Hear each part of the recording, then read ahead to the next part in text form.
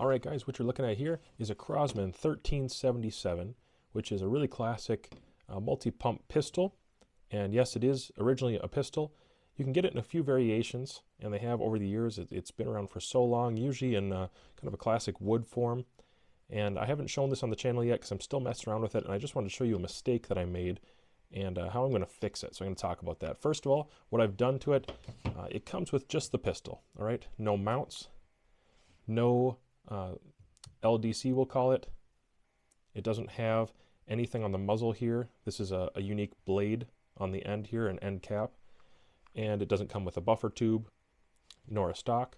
And so this has been modified slightly, and while I've been modifying it, I kind of found out some things that you have to be careful about when you're modifying these, and there's plenty of information out there. I'm just giving you my 2 bits of where I messed up and where I should have started. So the first thing that I did was I wanted a stock on it, and I went ahead and got this buffer tube, and this buffer tube is sold by Buckrail. It's a really great product. It looks like it's 3D printed, and it fits right in here, easy to install. Took just a couple minutes to get it unscrewed and then installed, and then re-zero that rear sight appropriately.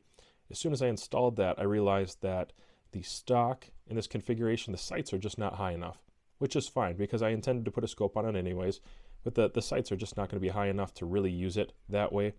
And so you need an optic, and I was already looking at buying rings, so I also made this order from Buckrail for these. It's kind of a mounting system. It's Picatinny based, but it's not true standard Picatinny spacing. It's a little unique, but you can see the back side of the hardware here just mounts on there.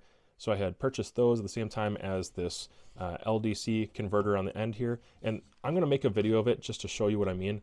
But this is the most effective LDC device I've ever put on a pellet rifle. It's actually mind-blowing how quiet you can get this thing to be. The report is virtually non-existent, and I mean fully pumped. Normally they have a little bit of a crack. Like if you were in a city scenario trying to shoot in your backyard, you certainly would draw attention with this pumped at, even 6 or 7 pumps, probably even 4 or 5 pumps. You would draw attention to yourself. But I'm telling you, with this thing on here, oh my gosh, you can't even tell other than the sound of the impact of the pellet. So very effective. I'm extremely happy with these components. This to install is not terribly difficult. Just got to be a little delicate. There's a roll pin in here. I'm not sure why companies are still using just ancient technology like this, where you got to hammer things through. I don't know if this is being made by Russians or what, but you got to hammer this thing out and then slip off the old one, put this one back in, roll pin again, and just hope that you don't mar the crap out of the thing. But it works pretty well. It's on there real tight. I don't plan on taking it off too much more. I don't think there's anything else I'm really going to do. I'm really happy with this component. I'm really happy with this component. I am not excited about this component. So this is also from Buckrail, and I think in theory it would work well. For some reason on mine, I'm still getting lots of movement in here, which is the thing that this is supposed to solve. These are supposed to come down a little more than the Crosman specific ones. There's a couple aftermarket companies that make some sort of rail system that clamps onto the barrel, and the barrel moves, guys. This moves, and that's a problem for accuracy if you're trying to shoot really tight groups. Also, this polymer rear, the breech, this is really chintzy.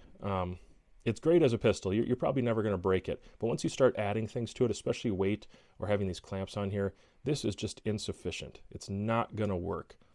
And so I've already got a little, I don't know if you can see it on here, there's a little too much pressure going on this. The barrel is cranked up a little bit. Because of that, it's still really accurate. I'm shooting really tight groups even at 50 yards with this. But if I'm going to throw a significant optic on there, which I always do, the first thing I'm going to need to do is get a steel breech. And so that's exactly what I'm going to do. I've ordered a steel breech, and I'm just making this video to tell you guys, if you want to get into modifying something like this, first of all, this pistol is one of the more accurate pistols I've ever had, and for $50 you just can't beat this. I really don't think you can. It's very power friendly, control friendly, modification friendly. The trigger itself, I just stretched the spring out. That's all I did. I didn't even buy anything, didn't even put a pen spring in it. Easy to fix, and it's a 1 pound trigger right now. Really great release on it, not too bad on the over travel. So I'm a fan of this pistol. As far as low power units go, it does still shoot pretty far. But the first thing I should have done, and my first recommendation to you, is all this other stuff, go ahead and buy it if you are going to get a steel breech. You have to have that steel breech. The other components, I just don't think it's going to fit well. It's not going to work well. Mounting optics, from what I can tell, this system is fine if you don't care about accuracy that much and you're just plinking, but if you actually want to shoot some tighter groups, you're going to need that rear breech that is made from steel or at least some sort of aluminum. And that way it'll have a rail integral to the system and it'll allow you to mount an optic, more successfully and consistency, and you're not going to have that rotation. In fact, I think the steel breech is going to help me with keeping that barrel from floating at all as it is. I don't have a bunch of up and down movement, it's more just twisting. You can twist back and forth in here. And so I just thought I'd make a quick video letting you know I'm a real big fan of the pistol. It is something that I'm working on behind the scenes, and it's going to be pretty cool when it's done. I have a few other components I might switch out just to kind of show you what you can do with this. And accuracy wise, or the precision capability of this platform, it's pretty high. And so you won't be seeing this chintzy little optic on there. This is just what I'm doing to get by right now. And even with this, I'm doing pretty great, guys. It's a cool system. If you have any questions, go ahead and let me know. Otherwise, you can check out Buck Rail if you want to go ahead and make a purchase of an LDC, perhaps a front cover that has something a little different, a few options there, or a buffer, which is really, really neat. I think that's great. I wish Crosman released it this way in the first place, but I'll go ahead and fix it myself.